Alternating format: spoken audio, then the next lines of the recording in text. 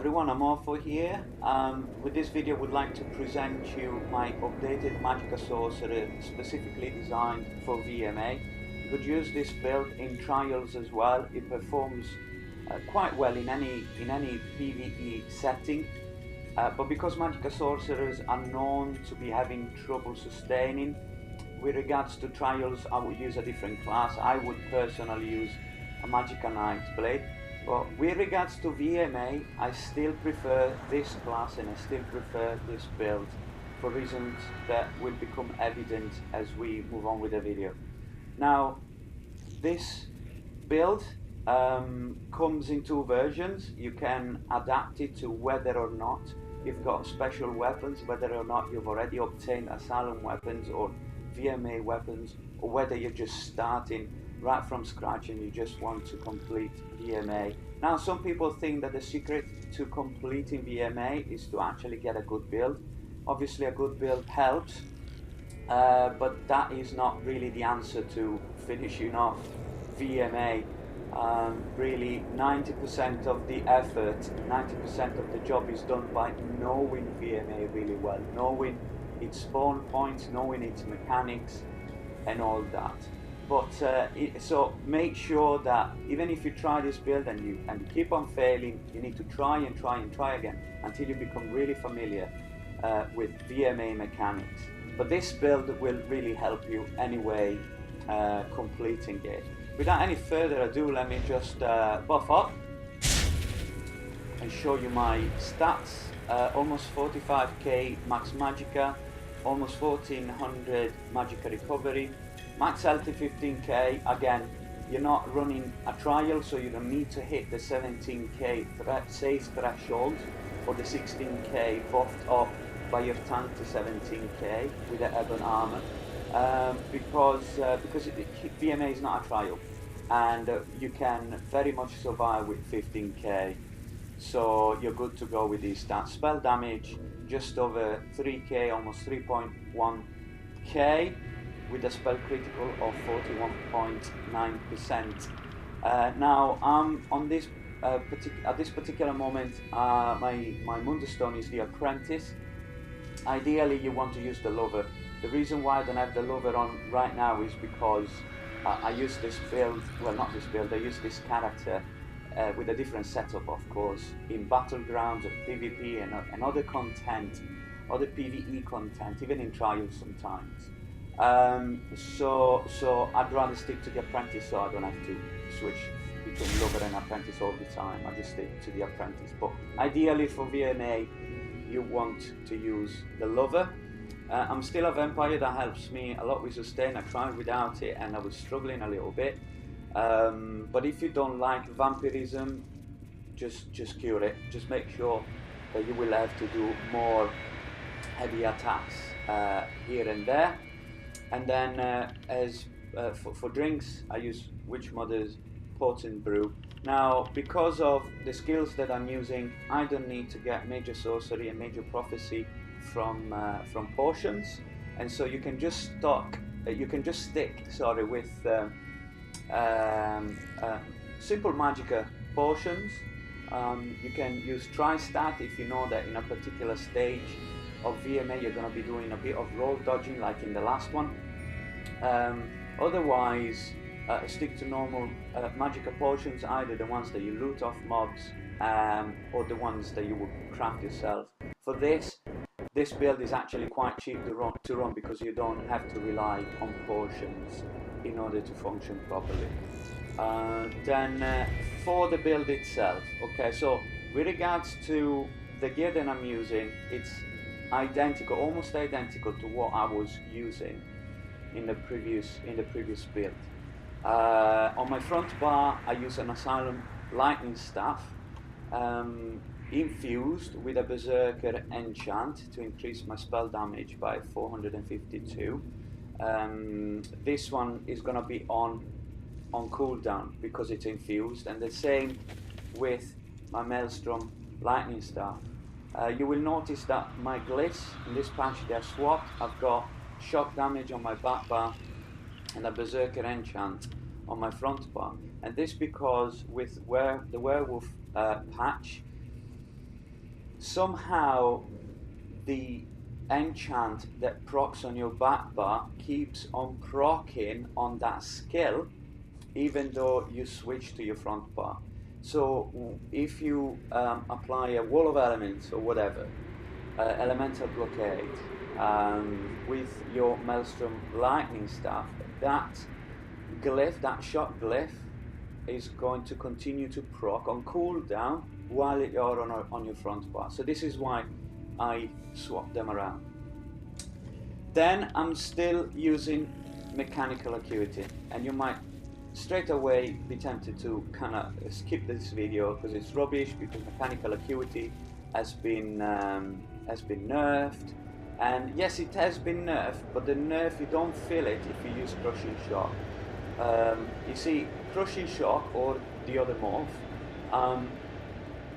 counts as 3 types of direct damage. You've got lightning, ice, and fire. Plus, if you're light attack weaving, you've got another direct attack that all go off at the same time. So you've got 4 direct attacks, which each can proc mechanical acuity. And because Crushing Shock is only on your front bar, chances are, well, 90% of the times, it will proc on your front bar when you're pumping out all of your damage. So this set for Magicka Sorcs with Crushing Shock or the other morph on, this is still the best in slot. I will include in the description to this video a lengthy discussion that I've had with other fellow sorcerers, other fellow PvEers on the ESO forum, and you will and they will confirm it. This is for VMA the best setup, the best performing setup to complete VMA. Then for your monster set, you can either use Ilambris, or even better, again for VMA specifically, Slimecrow. Now Slimecrow, you lose 1 max Magicka bonus, and instead you get a spell critical bonus, but you get a second item bonus that buffs up all your damage all the time. And this, unlike say Ilambris, that keeps on pumping out damage but in a spot that a boss or any other mob can simply walk out of, you don't have this problem with Slimecrow, because the damage really follows you. Whatever it's the extra damage, it's applied to any kind of damage that you apply to a moving target as well. So I find Slimecrow to be more effective on a DPS test, you know, against a target dummy. You will have less DPS, but in reality, against moving targets, you're better off using Slimecrow rather than Ilambris. I cannot tell you how often this Ilambris set procs on a mob or on anything else, and they just walk out of it, and so you just lose the benefit of the second item extra damage. So I would strongly encourage you to use Slimecrow instead of Ilambris when you are in VMA. Then for my jewelry, I still use Willpower.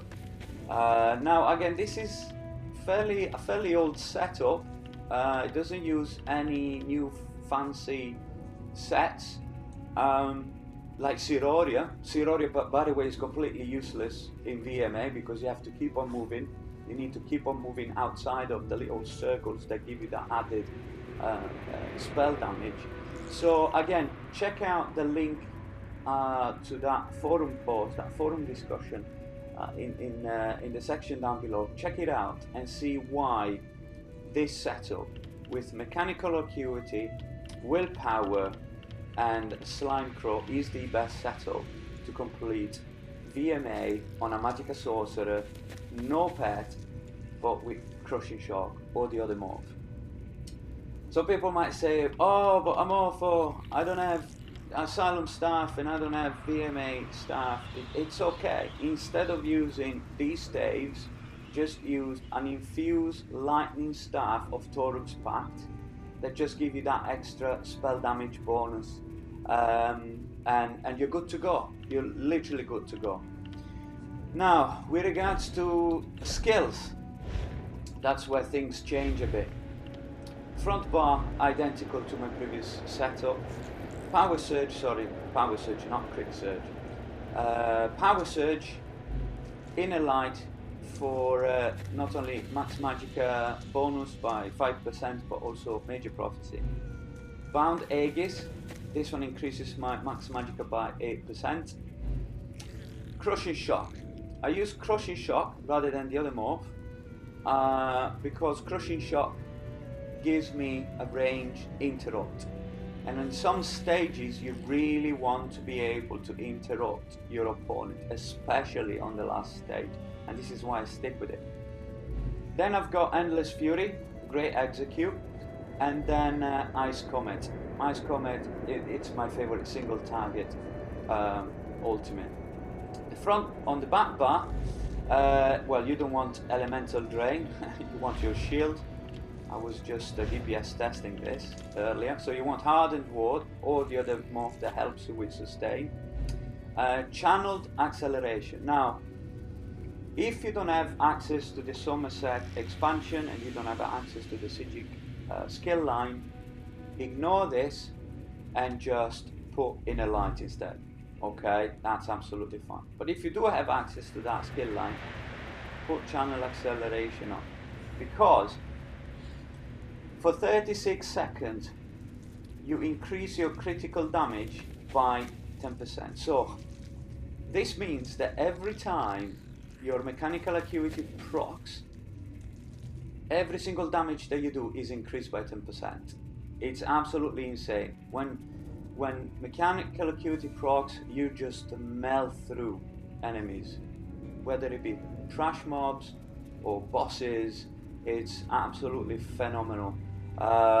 So this skill is great. Put it on if you have it.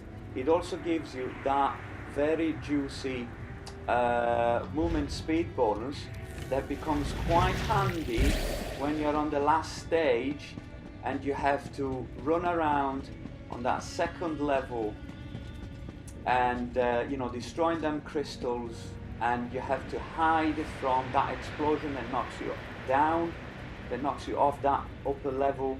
You need to sometimes chase after that little shield that comes up, and but you know, running drains your stamina. But with this skill, you just catch up to it so very easily. Amazing skill.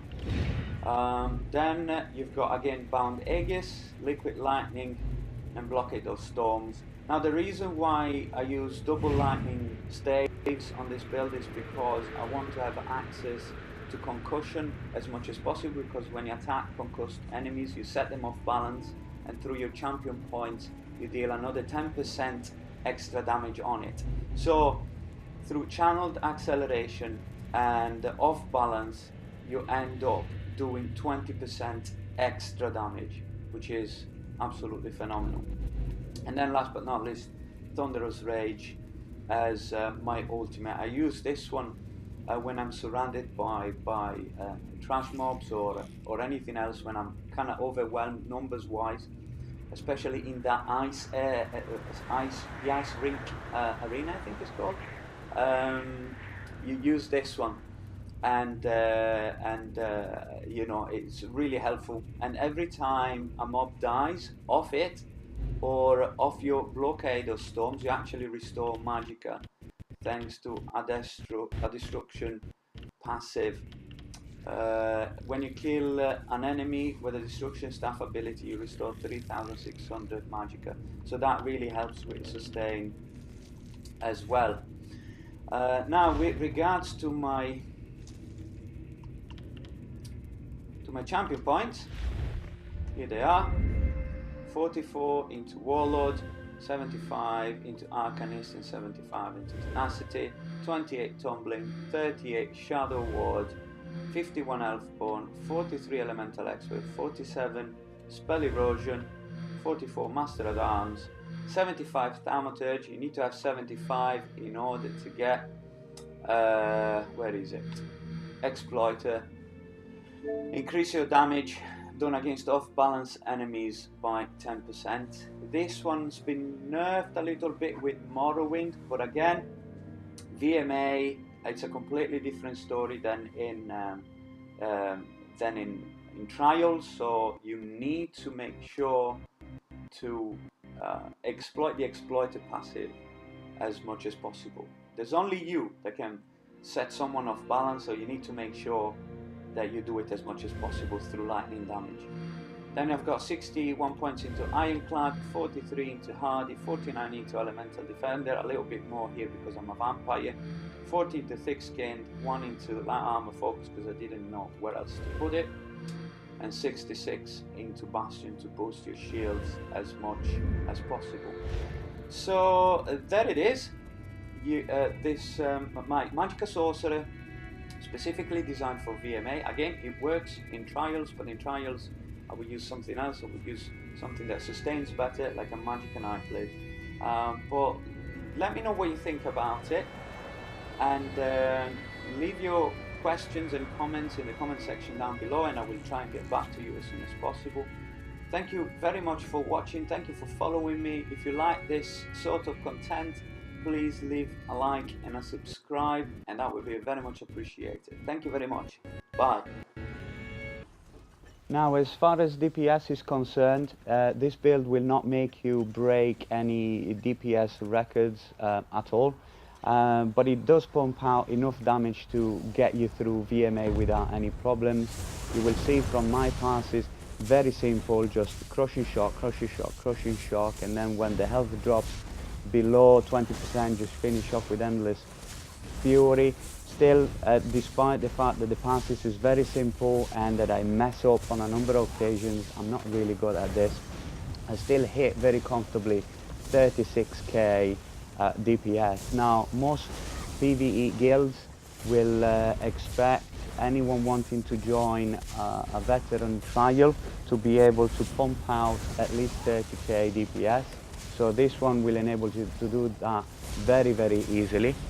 And if you wanted to pump out more damage, just swap Power Surge with Crystal Fragment and interweave that in your rotation as and when it procs, and that should get your DPS much higher, much nearer 40k, if not at 40k. And if you wanted, although I strongly not recommend it, you could swap your hardened ward at the back with Hunting Curse, and that will definitely take you above 40k. But there you go, hope you enjoy it. 36k and a half DPS, easy, guaranteed. Bye.